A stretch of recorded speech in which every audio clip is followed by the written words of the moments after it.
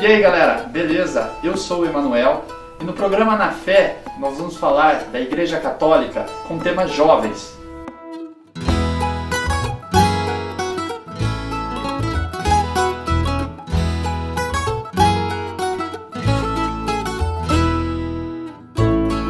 Galera, na caminhada hoje com Dom Eduardo, o arcebispo de Sorocaba.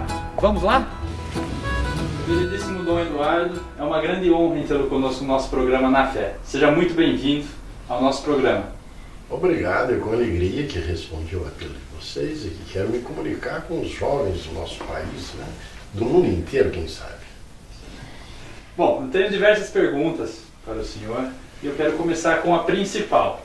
Vamos lá. Quem é Jesus Cristo? Olha, essa é uma pergunta que Jesus mesmo fez para os apóstolos. Que estão dizendo a respeito de mim? E havia muitas opiniões.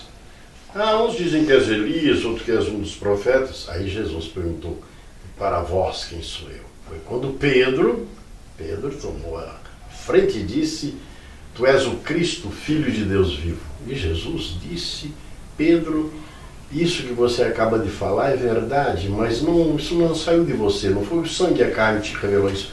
Foi meu Pai que está no céu que te revelou. Por isso te digo, tu és Pedro, sobre esta pedra edificarei a minha igreja.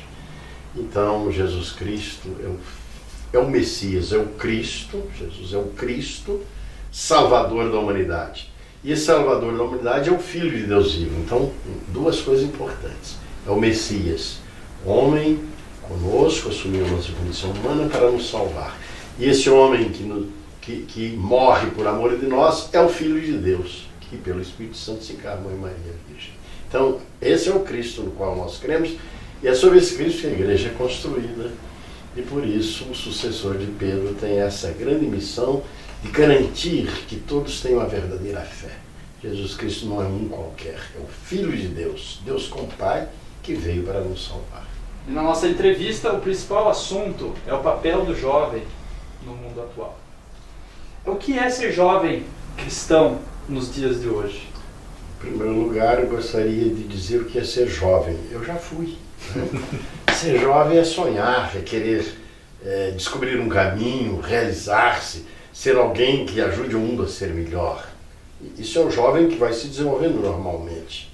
Se houver naturalmente graves problemas familiares, falta de modelos que indiquem o caminho, às vezes o jovem se perde no mundo da droga ou na cultura atual se deixa iludir pela ideia do prazer, da riqueza, do poder e acaba não desabrochando a sua juventude segundo o projeto de Deus. Então ser jovem é ter esse dinamismo de autorrealização e de presença no mundo.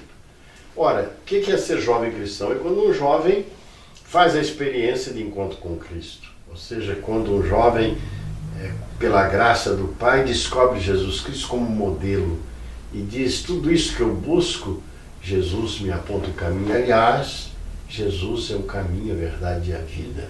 Então, ser jovem cristão significa ser alguém que, no seu anseio de realização e de presença construtiva no mundo, descobriu em Jesus Cristo não só um modelo, mas também aquele que vai, pelo Espírito Santo, abrindo o coração do jovem, iluminando seus pensamentos, dando força para que ele tome decisões fortes no sentido de não se deixar levar pela onda, mas de se construir segundo o modelo que é o próprio Cristo. Então, ser jovem cristão significa ter sido descoberto por Cristo, tocado por Cristo, e ter sentido que Ele é o caminho, a verdade e a vida, e começar a viver o Evangelho na alegria de quem encontrou o caminho, a verdade e a vida. Bom, muitos dos jovens acham que a metodologia usada na igreja, na missa, vamos dizer assim, acham um pouco chata.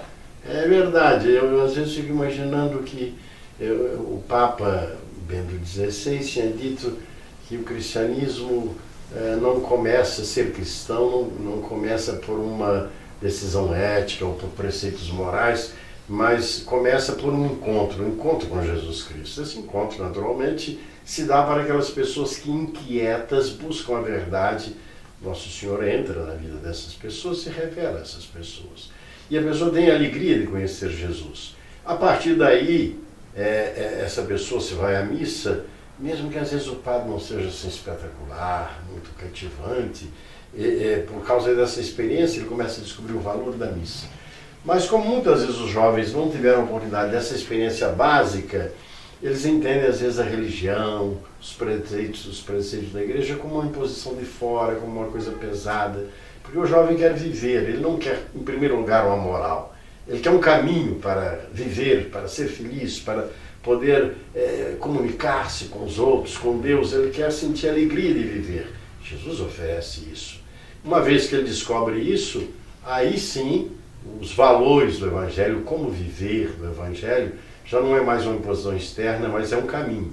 Então ele começa a valorizar e inclusive começa a aceitar as deficiências que tem dentro da igreja, aquele padre que é mais nervoso, aquele que celebra um pouco depressa, ele já não se deixa tanto impressionar pelo aspecto externo, ele é capaz de participar de uma missa mais festiva, mais alegre, com um padre mais comunicativo, mas com o mesmo amor é capaz de participar de uma missa de um padre idoso que já celebra com mais dificuldade, né? Mas para que isso aconteça, você precisa ver a experiência básica de encontro com Cristo, o que é graça de Deus, graça do Espírito Santo, para aquele que procura.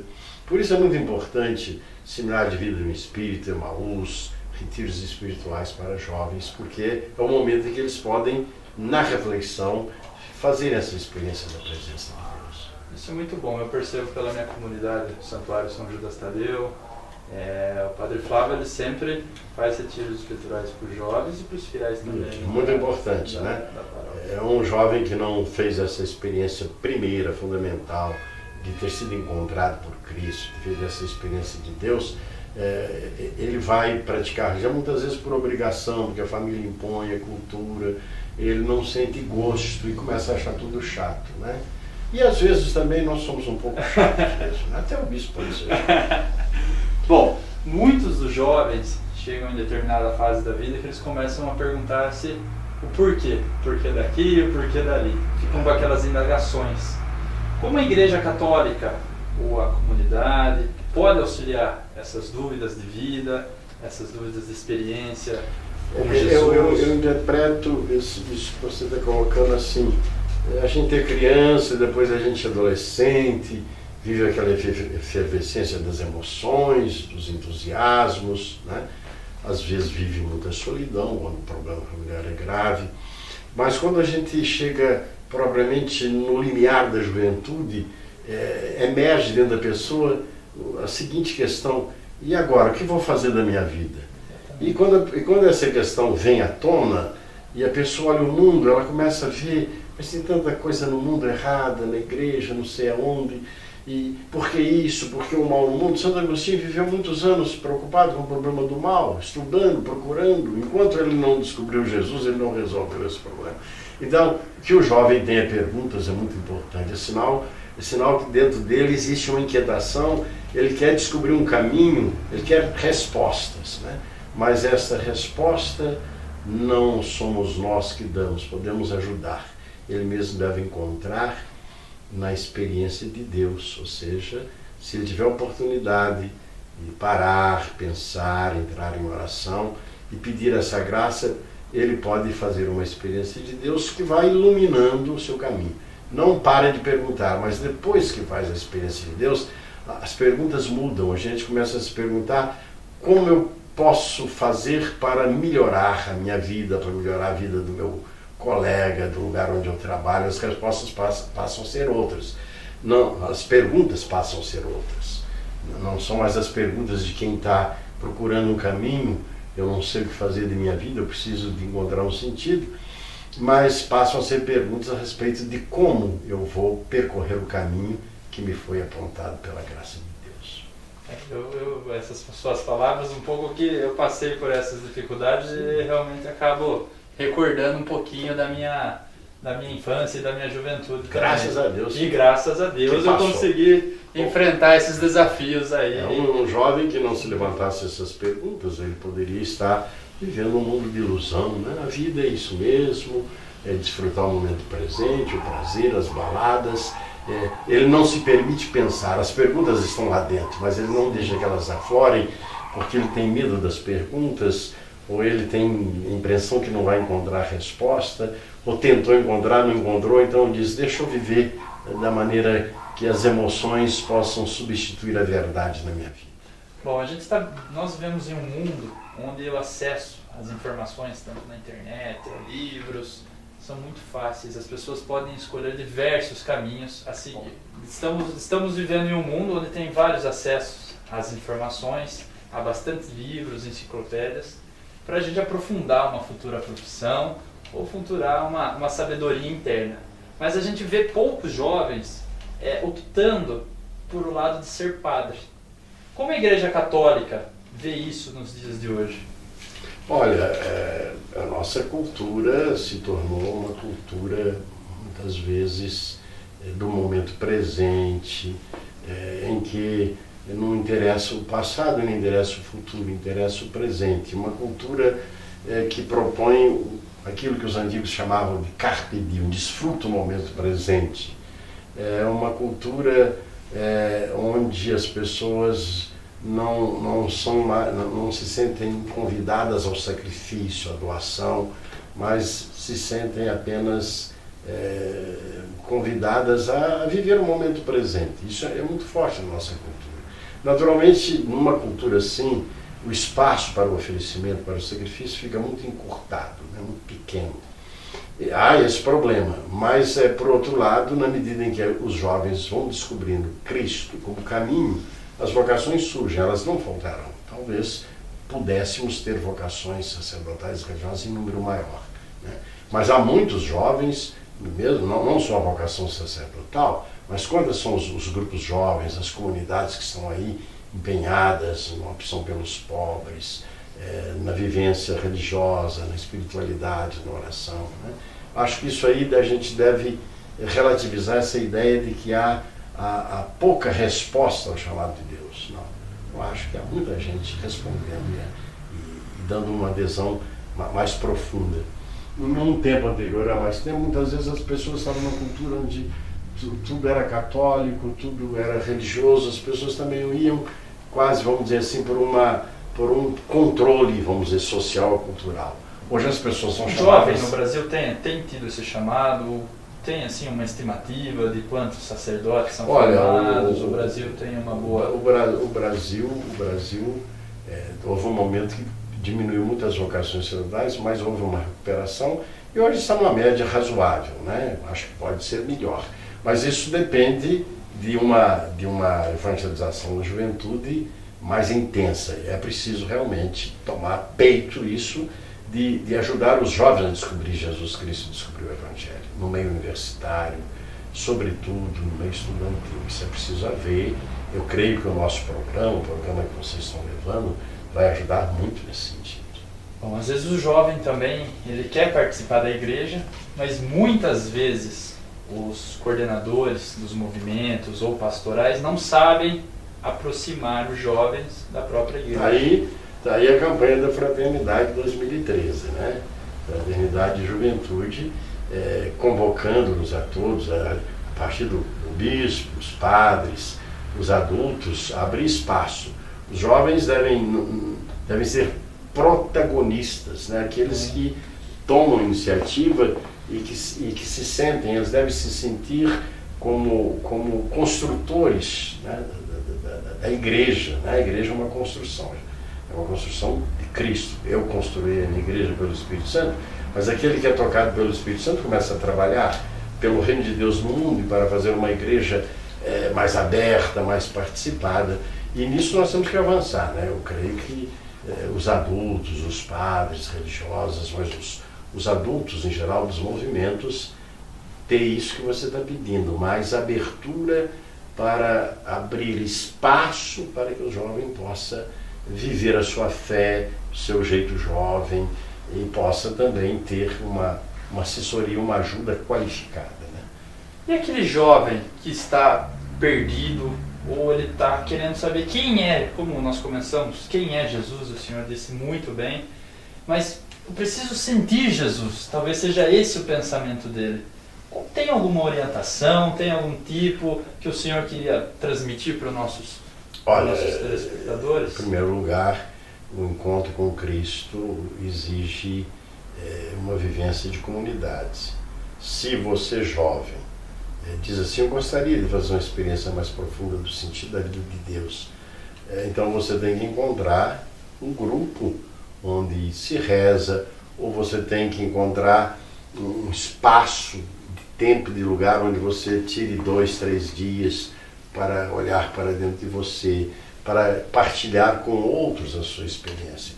Sem essa partilha, sem essa experiência de comunidade, porque o jovem se agrega em grupo, né? Se ele não tem um grupo que se relacionar, um grupo onde se vive essa experiência, se ele vive num outro grupo que só pensa em balada, em festa, em esporte, não vai ser ali que ele vai encontrar. Mas se algum jovem, se você jovem, sente uma insatisfação na sua vida, eu não estou contente, eu queria uma alegria maior, procure descobrir na sua paróquia, na sua escola, na sua universidade, um grupo onde essa experiência é vivida. E lá você partilha a sua vida. Esse é um caminho, né? O caminho é esse. E Deus tem para cada jovem reservado um bom lugar no coração dele e na igreja. Bom, Dom Eduardo, para a gente terminar, eu acho que não tem como fugir dessa pergunta, já que foi um advento muito bom e acho que futuramente será uma conquista, vamos dizer assim, para a Igreja Católica. A escolha do Papa Francisco I. O que o senhor achou, na sua opinião, da escolha? Eu fiz imediatamente para Jornal da Cidade uma pequena nota, não estava aqui, mas mandei pelo meu tablet, né? Uma pequena nota dizendo que o Papa escolhido não foi aquele que os vaticanistas previram, foi um outro, inesperado, que falava daquele, de repente, um argentino de 76 anos. 6 anos? Ele é de 1936, 77 quase anos. É um homem simples, que lembra João 23. Jesuíta, né? Jesuíta, que nunca tinha havido um jesuíta papa, lembra João 23. O seu sorriso lembra João Paulo I, um homem simples. Então foi uma coisa extraordinária. Repercutiu no mundo inteiro. Até aqueles que, como ele mesmo disse, aqueles que estavam lá, jornalistas, que nem tinham fé, mas estavam fazendo cobertura por obrigação profissional, se deixaram encantar pelo jeito, pela forma acolhedora, pela comunicação simples. A reflexão que ele fez para os cardeais no dia seguinte, eu pensei assim, parece que ele está falando para o povo de algum subúrbio de Buenos Aires. A simplicidade com que ele falava, né? Caminhar é caminhar. Depois, edificar e confessar de Jesus, Cristo, crucifixo. Então ele fala de uma linguagem muito simples, que tocava os cardeais, mas que tocava qualquer um que estivesse ouvindo. A pessoa mais simples diz, mas é isso mesmo. Então será um homem de relacionamento fácil, de uma comunicação simples, e como ele escolheu Francisco como nome, inclusive, segundo ele, por influência e sugestão de Dom Cláudio, que disse, não se esqueça dos pobres, aquilo ficou na minha cabeça, e eu pensei, Francisco, o pobre de Assis, o homem da paz, né? Então ele tem todo um estilo e vai dar um encaminhamento ao seu pastoreio nessa linha do cuidado, como ele falou na missa em que foi apresentado ao mundo como Papa, né? O cuidado das pessoas, né? Sobretudo dos pobres, dos idosos, dos doentes. Ele falou muito dessa questão do cuidado. Isso é muito importante. O que nós podemos esperar deles, Dom Eduardo, dele no caso? Né? Olha, já estamos recebendo um exemplo de simplicidade, uma proposta de uma igreja pobre a serviço dos pobres, uma proposta de cuidar uns dos outros e cuidar de nós mesmos. Ele expressa isso no seu rosto, no seu modo de ser. Então o que nós devemos fazer é o seguinte: temos que começar a viver essa dinâmica que ele está propondo, que não é outra que é a dinâmica do Evangelho, do exemplo de Francisco de Assis, e que será a forma prática de fazer a igreja entrar no caminho que João Paulo II apontou e que Bento XVI também apontou, né? Ele não apresenta uma novidade absoluta, ele dá continuidade ao ensinamento dos papas que o precederam, só que ele tem um jeito simples, Ele vai da América Latina para o centro da Europa, ele leva para lá toda a experiência da América Latina, os grandes documentos, né? Medellín, depois Puebla, Santo Domingo, depois a Conferência de Aparecida, na qual ele esteve, que insiste muito nesse encontro com Tanto o Cristo. Que quando ele vir em julho, ele vai Aparecer. O encontro com o Cristo e depois a serviço da vida, né? Os discípulos missionários de Cristo, a serviço da vida, para que todos tenham vida nele. E ele encarna no seu jeito, na sua forma, ele é uma luz que brilha nessa linha. E o que é que nós temos que fazer? Não pensar que é o Papa que vai fazer isso, nós é que vamos fazer, com a orientação dele, pela força do Espírito Santo. Então é preciso que você comece em você, na sua casa, no seu espaço, na sua paróquia. É um caminho para toda a igreja. Bom, o Papa é argentino, mas Deus Quem fez é brasileiro. Isso que o nosso presidente fez essa brincadeira, né? Deus é brasileiro, mas Deus é argentino, Deus é o Deus de todos, né?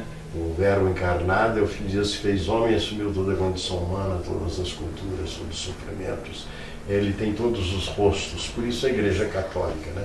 Porque o Cristo é de todos e a Igreja é o corpo de Cristo, ela deve estar presente em toda parte. Com a presença do Cristo, com o rosto próprio daquele povo, daquele outro povo, dessa cultura, daquela outra cultura. Será o Papa também do diálogo, como São Francisco foi. São Francisco foi até os muçulmanos, dialogar com os muçulmanos, né? É uma maravilha. Bom, chegamos ao fim dessa entrevista. Eu gostaria de agradecer imensamente a você, Dom Eduardo, por nos atender super bem aqui na sua casa. O programa Na Fé agradece. E eu agradeço e parabenizo vocês por esse programa e peço a Nosso Senhor que pelos méritos infinitos dele que morreu por nós, ele ressuscitado, derrame sobre esse programa a bênção de Deus e que Deus Pai, que esse programa possa realmente prosperar, possa ser como um semeador da Boa Nova para esse Brasil inteiro, para toda parte, de maneira que muitos frutos possam ser colhidos da mensagem que o Na Fé haverá de transmitir para os nossos irmãos jovens do Brasil inteiro. Muito obrigado, Dom Eduardo.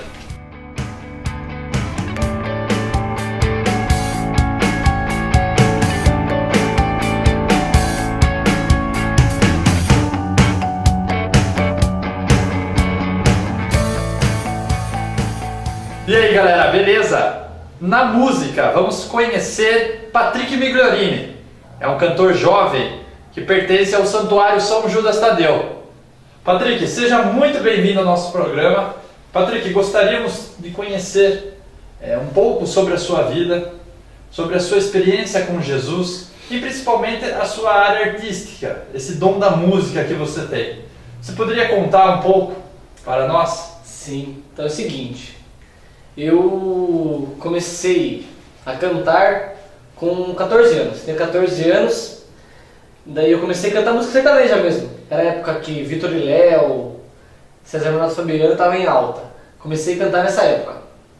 Daí, depois de cantar e tocar junto o violão, comecei a tocar. Daí, sem saber, coisa de Deus mesmo, fui cantando, e hoje eu não parei mais, né?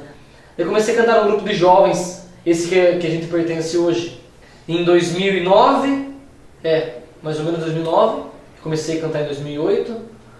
E depois, a partir daí, fui cantando na igreja, cantando no grupo de jovens mesmo. E há 2 anos atrás começamos a fazer um projeto para fora, cantando sertanejo para fora. Mas o seu grande início, então, o envolvimento foi com a música sertaneja. E após isso daí você foi conciliando os movimentos que a Igreja Católica tinha e você foi fazendo esse serviço para Jesus. Sim. Você teve algum chamado em especial para fazer esse serviço? Vamos dizer assim, na igreja? Na igreja? Sim, na área da música, eu agradecer meus amigos Alessandro e a Priscila, que hoje tocam comigo, que eles me convidaram para cantar, para tocar, depois para cantar na igreja.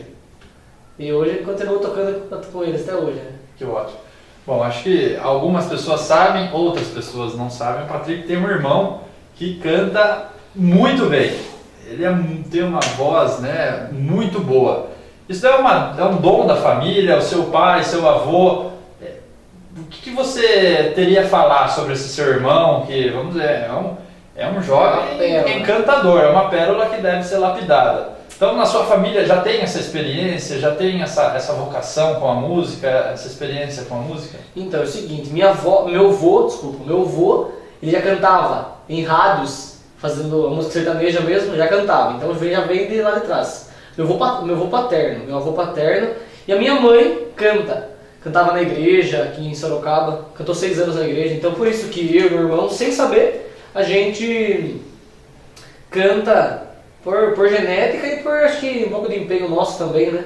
Sim. E o dom de Deus aí. Isso é ótimo. Bom, a gente está ansioso aí para ver esse dom, né? Vamos dizer, porque eu acho que é um dom você saber tocar um instrumento, ter uma voz que você possa trabalhar ela em prol a Deus, né? Principalmente com o grupo jovem do Santuário São Judas Tadeu, como você mencionou. Então eu queria que você aí tocasse uma música para os nossos jovens, né? Para as pessoas que acompanham nosso programa. Vamos lá então.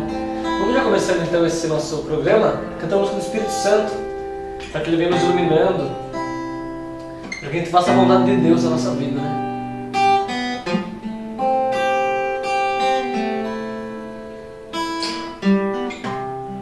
Espírito Santo, vinde falar em mim. Espírito Santo, vinde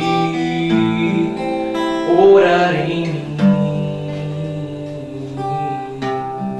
Espírito Santo, vinde falar em mim. Espírito Santo, vinde orar em mim. Vinde curar, vinde libertar nossos corações de toda opressão. Vinde transformar, vem incendiar, traz fogo do céu neste lugar. Incendeia minha alma, incendeia minha alma, incendeia minha alma, Senhor. Incendeia minha alma, incendeia minha alma, incendeia minha alma, Senhor.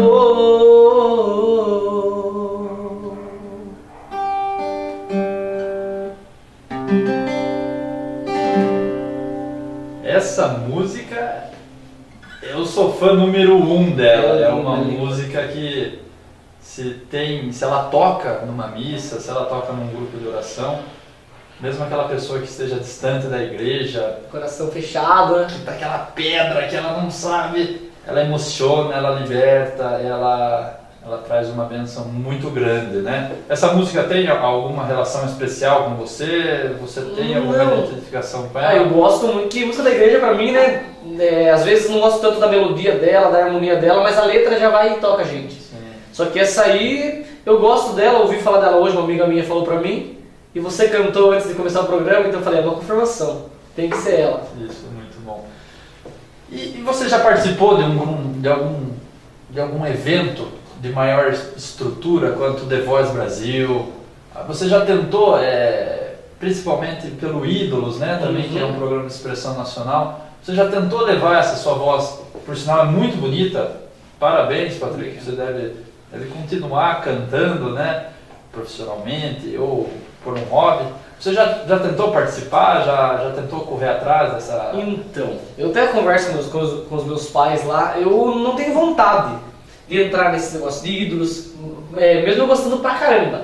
Eu, terça-feira e quinta-feira à noite, eu fico assistindo lá em casa, The Voice Brasil, Raul Gil, tem bastante espaço para essa área de música, né? E o sertanejo está em alta hoje.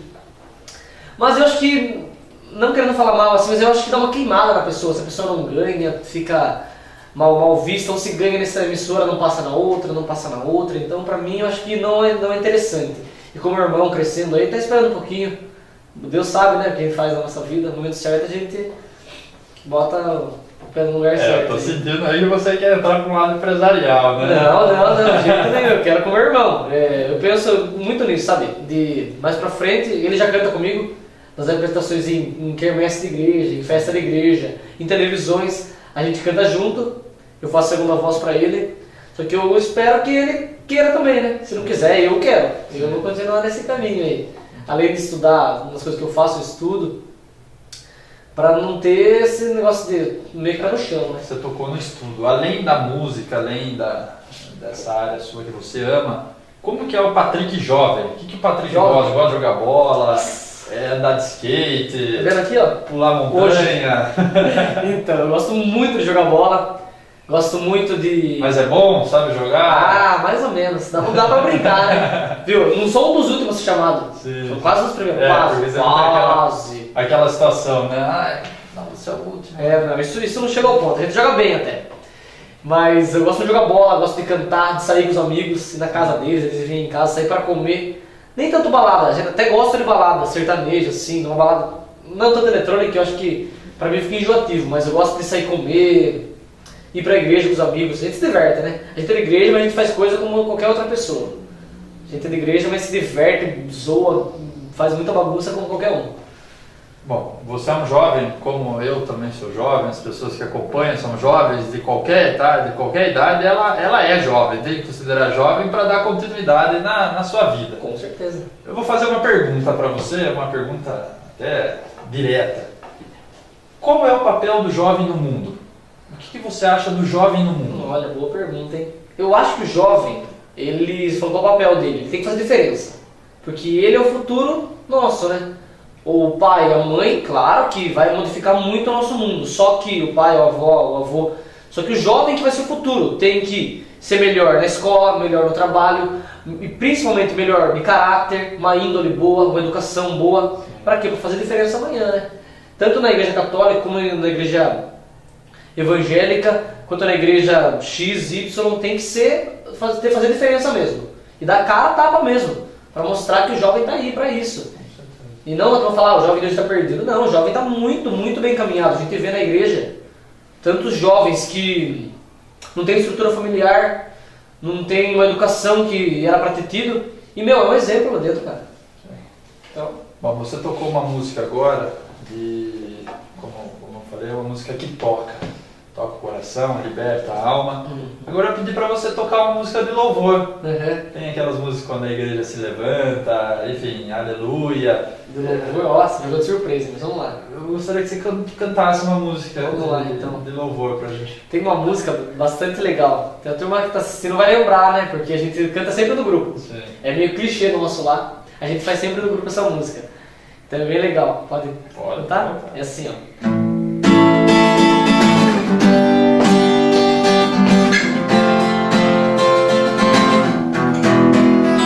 Se houver inimigo vai fugir, se houver muralhas irão cair, se houver cadeias se quebrarão. Vou cantando e louvando, exaltando ao Senhor. Aí vai. Legal. Tem outra especial que você... Outra, vamos ver. Tem uma música super bonita, que essa música é do Tony Allison, um cara que tá no meio católico aí tão forte, é uma bênção, cara. Eu falo que é uma missa, é um momento de cura, de libertação, esse show dele. Essa música é super bonita, música nova, não, nem tão nova assim. Me contaram que o Senhor ia passar e que havia uma chance de eu poder enxergar. Me disseram que tinhas poder pra ressuscitar e fazer o paralítico andar. Renasceu dentro de mim a fé que há muito eu já não tinha. Eu senti meu coração arder, eu gritei para o Senhor me responder.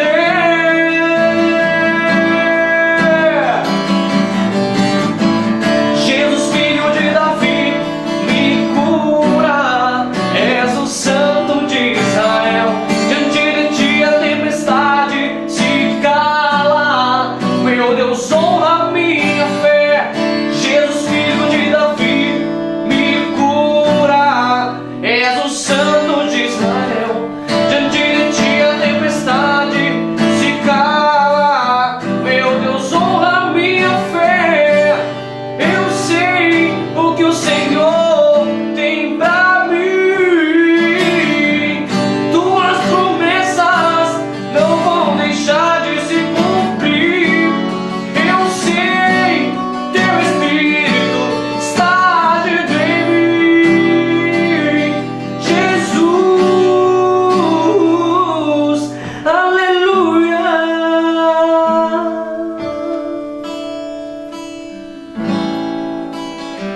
Jesus, filho de Davi, me cura, és o Santo de Israel. Diante de ti a tempestade se cala, meu Deus, honra minha fé.